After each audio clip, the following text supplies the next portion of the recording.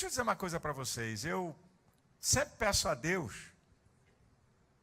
eu acho que não é só eu, qualquer pastor faz isso, que tem a responsabilidade. Eu peço a Deus sempre, o que é que eu vou pregar para o povo? O que é que o povo precisa ouvir?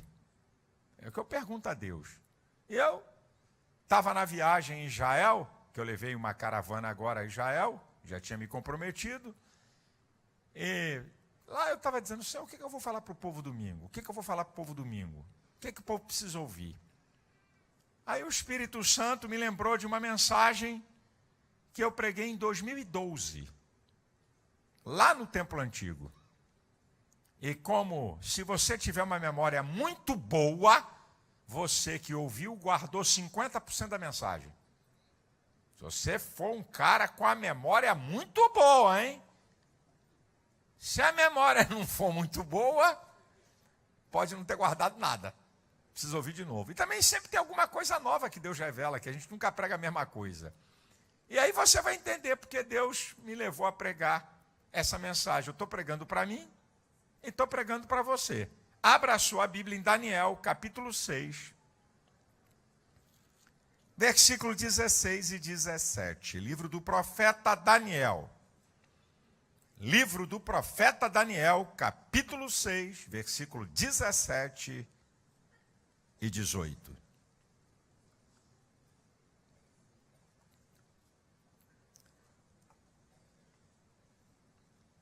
Desculpe, versículo 16 e 17, não 17 e 18. Daniel 6, 16 e 17, diz assim o texto. Então o rei ordenou que trouxessem a Daniel e o lançaram na cova dos leões. E falando o rei, disse a Daniel, o teu Deus a quem tu continuamente serves, ele te livrará. E foi trazida uma pedra e foi posta sobre a boca da cova, e o rei selou com o seu anel e com o anel dos seus grandes, para que se não mudasse a sentença acerca de Daniel. Como eu estou transmitindo o programa pela internet e pela televisão, ninguém é obrigado a conhecer a Bíblia como o povo de Deus, como nós conhecemos uma parte, né? Porque ninguém tem o domínio total. Para situar a história desse texto que eu acabei de ler. Daniel foi transportado de Judá com uma leva, né, de judeus pelo império da Babilônia, que é um dos maiores impérios de todos os tempos, e Daniel foi levado para lá. Daniel se destacou e o imperador colocou Daniel como príncipe, governando 40 cidades. E o imperador viu que Daniel era um cara acima da média e queria colocá-lo como primeiro-ministro. Na política, meu irmão, política é poder. Isso é antigo. Os outros dois caras, porque eram 120 províncias, cada um governava 40. E o imperador pensava em colocar Daniel como primeiro-ministro, quer dizer, tomando conta de tudo. Os outros dois caras disseram, vamos armar contra esse camarada. Não descobriram nada na vida de Daniel. Lava-jato para Daniel não ia alcançá-lo. Não conseguiram arrumar nada. Então disseram, olha, só tem um jeito. Nós vamos derrubar esse cara na lei do seu Deus. Eles observavam que Daniel tinha uma comunhão permanente com Deus e que orava 3 vezes por dia. Armaram uma, chegaram para o imperador, mexeram no ego do imperador. Ó, soberano, faça um edito que durante 30 dias ninguém peça nada a nenhum Deus, a não ser a ti. O imperador foi, selou, Daniel era fiel a Deus, pegaram Daniel orando e a sentença era a morte, ser jogado na cova dos leões. Até aqui para você entender. A minha mensagem, ela está dividida em 3 partes. Daniel antes da cova, na cova e depois da cova. E na verdade o tema da minha mensagem é transformando adversidades em bênçãos. Transformando adversidades em bênçãos. Eu acho que o povo aqui não gostou, viu? Você que está me assistindo, eu vou falar para o pessoal que está em casa, na televisão, na internet, o pessoal aqui não gostou desse negócio, não. Eu vou trazer uma palavra que é profética sobre transformando adversidades em bênçãos. Acordaram, glória a Jesus. gente entender aqui numa introdução, qual era o grau da adversidade de Daniel? A adversidade de Daniel estava no grau do impossível. Ele foi jogado na cova dos leões e colocado uma pedra de grande peso que ele não tinha como remover. Bem aplicada essa palavra. Ele estava no fundo do poço. Estava no último estágio antes da destruição. Pode ser que tenha alguém aqui na igreja, alguém me assistindo, que está enfrentando uma adversidade que ninguém, nenhum ser humano pode resolver. E você está no último estágio antes de uma derrota fragorosa. Pode ser o seu caso. Eu também quero conjecturar com você uma coisa. É bem verdade que uma pessoa preparada para enfrentar situações, ela tem mais chance de ser vencedora do que aquela que não está preparada. Vocês concordam? Isso vale para qualquer campo da vida. Uma área profissional, um concurso público, inclusive a adversidade. Se você está preparado para a adversidade, você tem uma chance maior do que o outro que não está preparado para enfrentá-la. O que eu vou falar aqui não é uma afirmativa, é uma condicional. Pode. O que eu vou falar aqui pode acontecer se você enfrentar uma adversidade e não estiver preparado para o confronto da adversidade. Pode. Não estou dizendo que vai acontecer. Pode acontecer. Uma dessas coisas. Primeiro, você ser derrotado. Segundo, você sofrer mais. Terceiro, gastar mais energia e tempo para resolver um problema. Quarto, você pode superdimensionar o problema porque não está preparado para ele. Quinto, você pode perder o controle da situação porque não está preparado para a situação. E sexto, você vai sofrer uma pressão maior. Eu vou te mostrar Daniel antes da cova. Eu vou te mostrar esse camarada. Como é que ele vai construindo, não que ele sabia que ia ser lançado numa cova, porque nem eu e você sabemos que tipo de adversidade vem sobre nós. Mas a verdade é que até Jesus falou em João 16:33, que no mundo tereis aflições. Foi Jesus que falou. Eu e você passamos por lutas e adversidades aqui. Não sabemos nem quais, nem quando, mas passamos. Mas olha Daniel antes da cova. Capítulo 1, versículo 8. Assentou Daniel em seu coração não se contaminar. Daniel vivia uma vida afastada do pecado e uma vida santa. Capítulo 2 do livro de Daniel. Daniel possuía 3 amigos. Ananias, Misael e Azarias. Amigos que tinham um relacionamento com Deus como ele. Quem são seus amigos? Amigos que tinham propósitos no reino como ele. Amigos que compartilhavam não só brincadeiras, mas coisas espirituais. Porque eles foram orar pelo mesmo propósito. No capítulo 6, versículo 3, diz que Daniel possuía um espírito excelente. Ele era um camarada que suas ações e reações eram acima da média. A presença de Deus na vida de Daniel fazia Daniel ser um cara especial que atraía as pessoas para si, por suas qualidades. No capítulo 6, versículo 4, diz que não foi encontrado nem vício nem culpa. Ele era um cara íntegro, honesto. Integridade é aquilo que você é quando ninguém vê, e é aquilo que Deus sabe que você é. Reputação é o que os outros pensam que você é. Ele era íntegro. Diz o texto, no versículo 4, que ele era fiel. Isso é, ele se submetia à autoridade. Ele obedecia regras e princípios. No versículo 5, diz que ele era fiel ao seu Deus. No capítulo 6, versículo 10, diz que ele orava 3 vezes ao dia. E tem uma coisa linda nesse versículo 10 que diz que ele orava como antes estava acostumado a fazer. Isso é, antes dele ser governador de 40 províncias, ele já orava. E quando ele passou a ser governador de 40 províncias, ele continuou orando.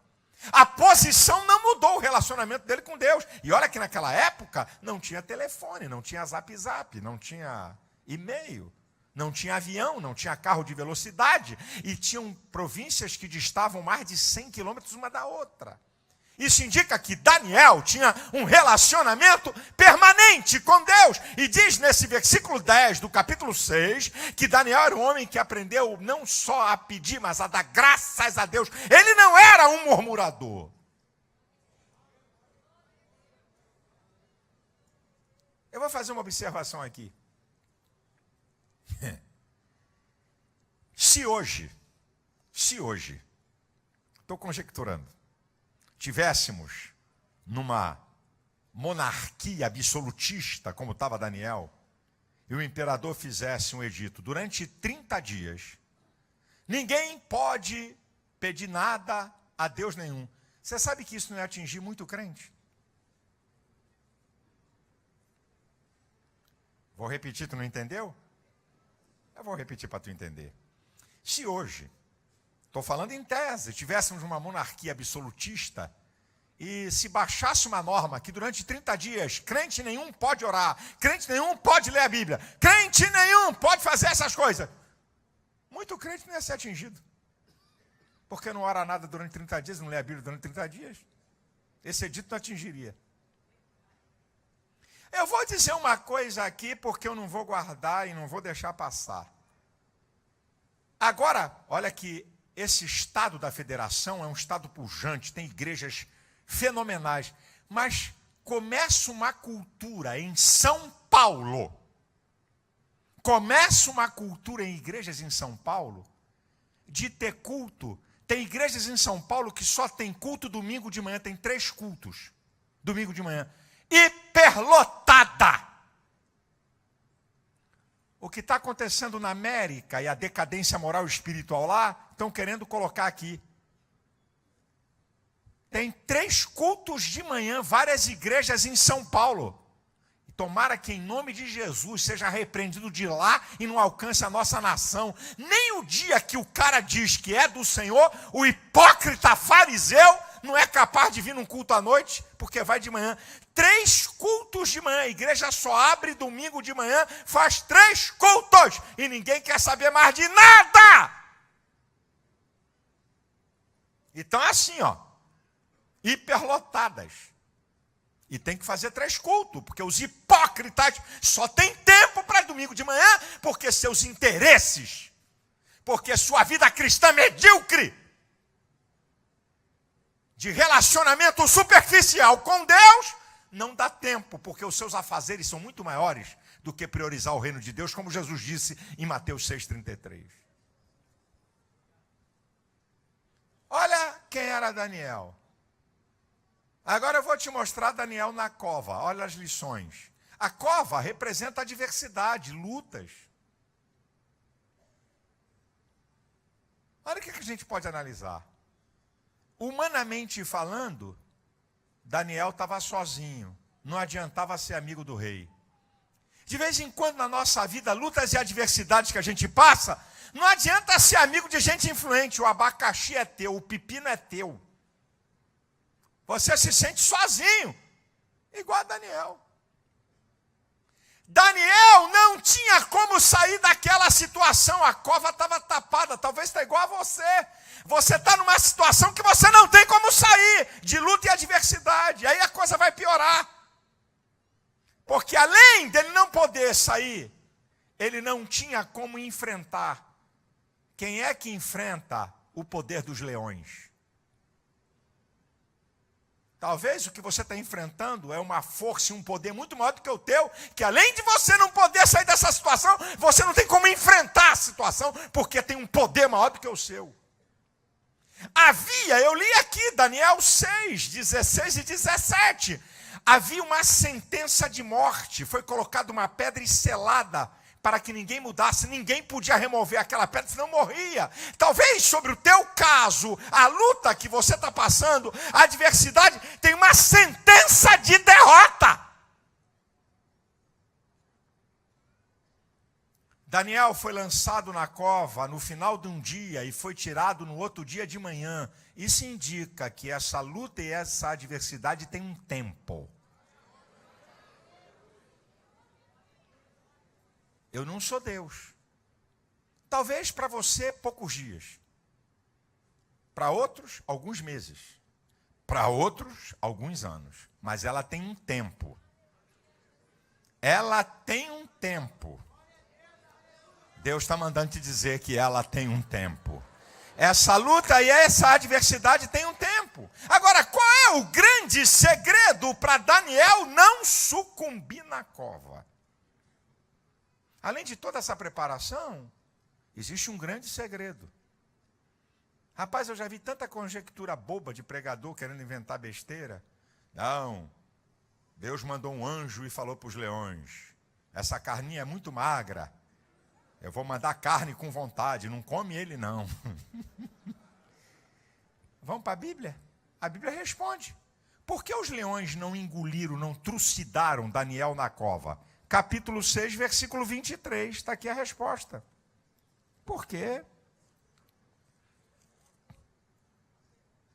Daniel 6, 23. Então o rei muito se alegrou em si mesmo e mandou tirar Daniel da cova. Assim foi tirado Daniel da cova, e nenhum dano se achou nele, porque crera no seu Deus. O que livrou Daniel da cova foi a sua fé. Agora eu vou dar uma paradinha aqui, e vou dar um pulo até Jesus, para a gente aprender alguma coisa sobre a fé. Já que o grande segredo de transformar a adversidade em bênção é a fé, é crer que Deus pode mudar circunstâncias, que Deus pode mudar situações, que Deus pode abrir porta que ninguém abre, que Deus pode operar um milagre. O segredo é a fé. Vamos aprender alguma coisa.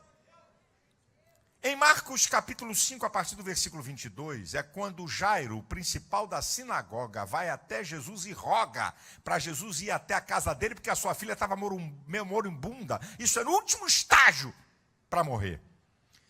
Jesus vai. No meio do caminho, uma mulher de fluxo de sangue é curada milagrosamente. Quando ela acaba de ser curada, versículo 35 e 36, chega os amigos de Jairo e diz para ele, olha, a tua filha está morta. Não enfades o mestre. Jesus vai me ensinar alguma coisa sobre a fé. Diz o texto que ao Jesus ouvir essas palavras, disse para Jairo, Jairo, não temas, crê somente. Jesus está dizendo para Jairo o seguinte, não deixe o medo te dominar, creia que eu tenho o poder. Sabe o que Jesus está dizendo para ele?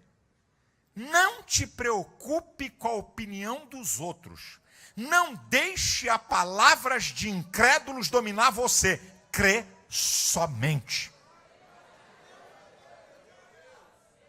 Você sabe o que Jesus fez?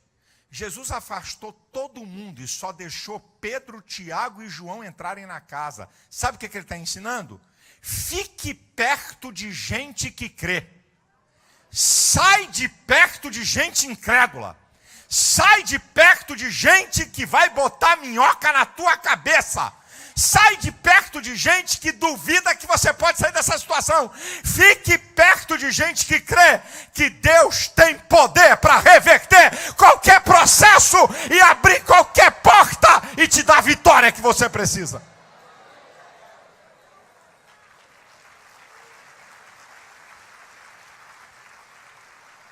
O que Jesus está ensinando é o seguinte, não fuja do problema. Jesus foi onde estava a garota morta. Encare essa adversidade com a fé. Não corra não.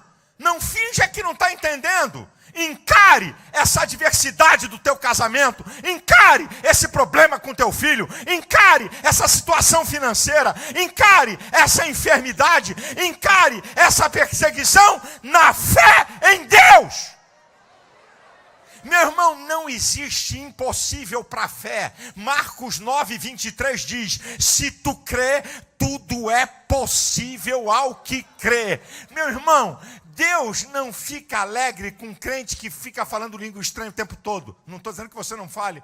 Deus não está nem aí para o tamanho do som do teu glória a Deus. O que atrai Deus é a fé. Sem fé é impossível agradar a Deus. Eu vou te falar aqui um exemplo chulo para você entender. A fé é igual um equipamento automático. Não precisa de autorização prévia. Entra em ação. Você quer ver? Porta de aeroporto. Você vem e mete o pé, sabe que a porta vai abrir. Tem sensores no chão que ao você pisar, automaticamente, não precisa de autorização prévia. Vai abrir. Eu disse para vocês que uma vez eu vi um garoto no aeroporto que eu fiquei rindo. Eu rindo de ver um moleque que ele passou pela porta e a porta abriu. Aí ele voltou. E pisou, ela abriu. Aí ele falou, caramba, eu abro a porta, eu tenho esse poder. Aí os pais estavam assim um pouco distantes, o moleque ficou brincando. Ele vinha, botava o pé, pá, a porta, aí ele dava uma gargalhada. Voltava, a porta fechava. Voltava lá, ele ficou brincando. A fé é assim, não precisa de autorização prévia. Você crê, a porta se abre. Você crê, o milagre acontece. Você crê, a resposta vai chegar e não vai ter capeta, não vai ter homem, não vai ter crise, não vai ter circunstância que vai impedir o milagre de Deus na sua vida.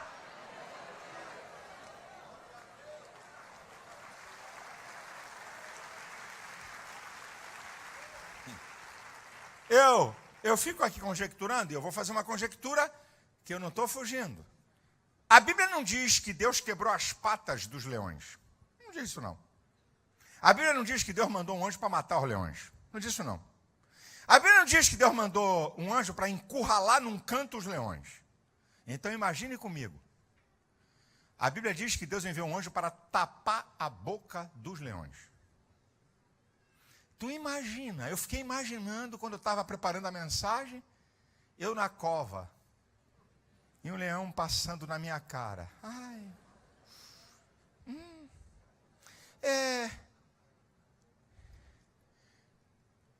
Você já viu cachorro quando rosna? Tem cachorro quando rosna, ele não abre a boca, ele mostra os dentes. Dente fechado e ele rosna. Não abre a boca. Você imagina aqueles leões? Não abria a boca. Mas tu imagina o rugido daqueles animais?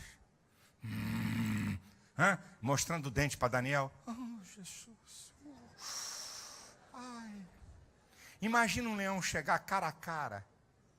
Eu fico imaginando que teve leão que encostou o focinho na cara de Daniel. Tu já parou para pensar? Eu já pensei nisso. Os leões estavam andando. Os leões estavam famintos. Eles deixavam o animal sem alimento para quando jogar o cara ser trucidado imediatamente. Você imagina isso? Agora aqui tem uma coisa incrível que valeu para Daniel e que vale para você. Pode rugir. Pode esbarrar em você. Mas não tem poder para te destruir. Ei, irmão, ei, amado, a coisa é tão feia, o que está perto de você é tão poderoso para te destruir, que você chega a tremer como eu também. Só tem um dado, não pode te tocar. Não pode te tocar. Não pode te tocar, creia.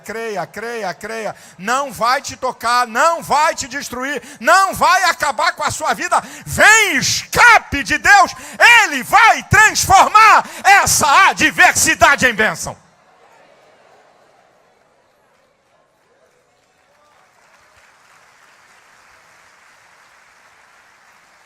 Agora, querido, o final da minha palavra é Daniel depois da cova. É profético. Eu e você, depois da gente passar numa cova como essa, de uma situação incontrolável de poder de nos destruir e de nos deixar com uma derrota cachapante. Olha Daniel depois da cova. Primeiro, está chegando a hora de você sair da cova. Está chegando a hora dessa adversidade cessar. Olha o que acontece com Daniel. No capítulo 6, versículo 28, diz que Deus fez Daniel prosperar no reinado de Dario e de Ciro. Quando você sair dessa cova, te prepare, vem bênção de Deus sobre a tua vida. Quem recebe aqui, quem dê um alarido, dê um glória a Deus, vai vir bênção depois dessa adversidade. Olha o que acontece, entenda. É o que acontece comigo, com você, aconteceu com Daniel. Daniel saiu dessa cova para um nível mais profundo de relacionamento com Deus. A partir do capítulo 7 do livro de Daniel, Daniel tem revelações que nunca teve antes. Até o capítulo 6, Daniel não tem nenhum chamamento especial para ele. Mas depois dessa experiência e dele aprofundar seu relacionamento com Deus, aparece Gabriel no capítulo 9, aparece um outro anjo no capítulo 10 dizendo: Daniel, você é um homem muito amado e muito desejado. Na linguagem carioca, se fosse escrito hoje, você é o cara. Jeová manda te dizer que você é o cara. Olha como é que Deus manda dizer para ele quem ele era. Você é um homem amado e desejado. E as revelações que Deus dá a Daniel, querido, você vai sair dessa adversidade num outro patamar com Deus. Deus vai revelar coisa a você que até hoje não revelou. Você vai ter uma intimidade maior com Deus, meu irmão. Em quarto lugar, escute o que eu vou te dizer. Isso aqui é profético, é resultado, é depois da cova, depois da tribulação, depois do dia mau, depois da tempestade. Por que Deus, na maioria das vezes, nos livra na cova, mas não nos livra da cova? Por que Deus, na maioria das vezes, nos livra na tribulação, mas não nos livra da tribulação? Nos livra mas não nos livra da. Por que Deus faz assim? Poxa, já que Deus tem poder, por que está deixando eu passar isso? Podia quebrar meu galho. Podia não. Por que Deus? Eu já falei, antes de começar a mensagem, essa gravação, e vou repetir aqui. Você sabe por que Deus, na maioria das vezes, nos livra na tempestade, na adversidade, mas não nos livra da tempestade, da adversidade? Primeiro, para o seu crescimento espiritual.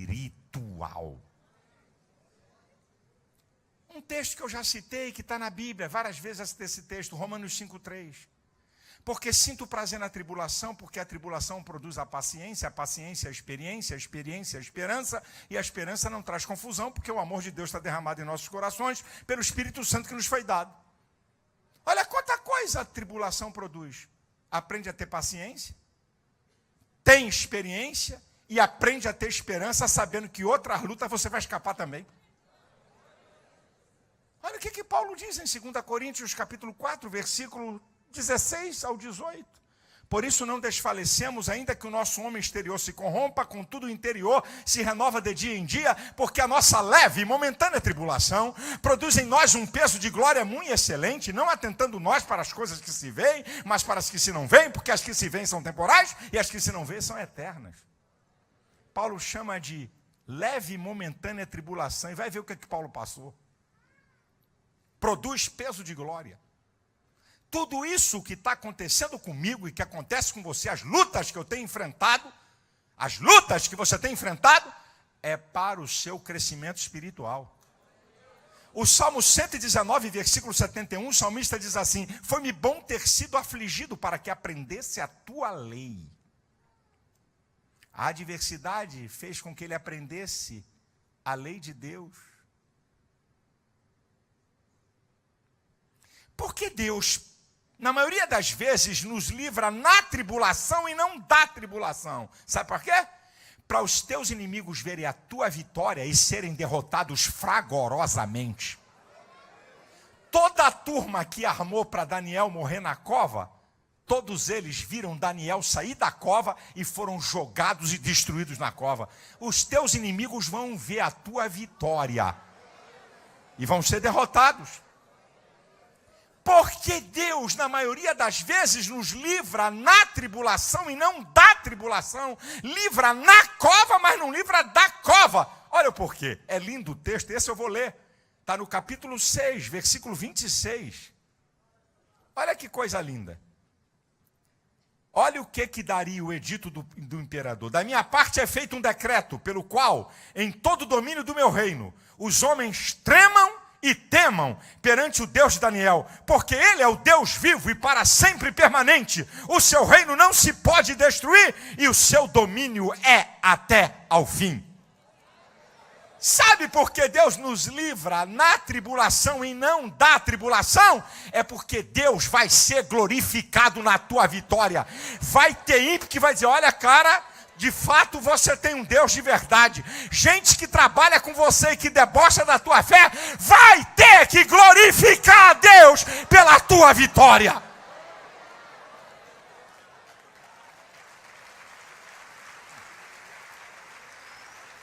Porque Deus, na maioria das vezes, nos livra na tribulação e não da tribulação. Sabe para quê? Para colocar você em lugares altos. Daniel foi jogado na cova, governador de 40 províncias, saiu da cova como primeiro-ministro. Você vai sair dessa tribulação, dessa cova, dessa adversidade, e Deus vai colocar você em posições superiores, maiores do que quando você entrou nessa luta. E sabe porque Deus, na maioria das vezes, nos livra na tribulação e não da tribulação? Porque aquilo que seria o desastre da tua vida e a tua maior derrota. Lembre, Daniel estava sendo jogado na cova para morrer, para ser destruído. Aquilo que era o motivo da destruição e da desgraça de Daniel, Deus transforma na maior e mais espetacular vitória que ele teve. Isso é profético, irmão. Aquilo que se apresenta como motivador para te destruir, para te derrotar, é isso aí que vai ser usado para você transformar a adversidade em bênção.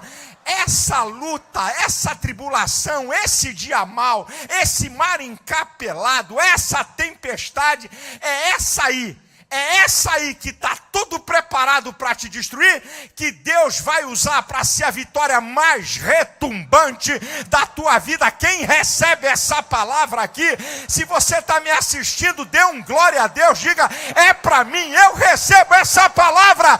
Deus vai transformar a adversidade em bênção. Receba essa palavra em nome de Jesus.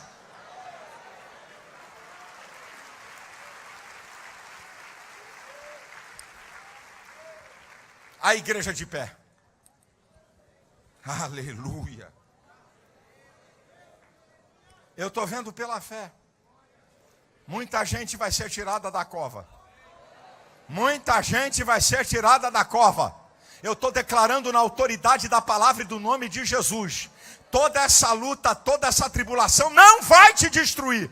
É isso aí que Deus vai usar para te dar a vitória mais espetacular que você já teve na sua vida. Então abra a tua boca, exalte ao Senhor, glorifique o seu nome e dê graças a Deus.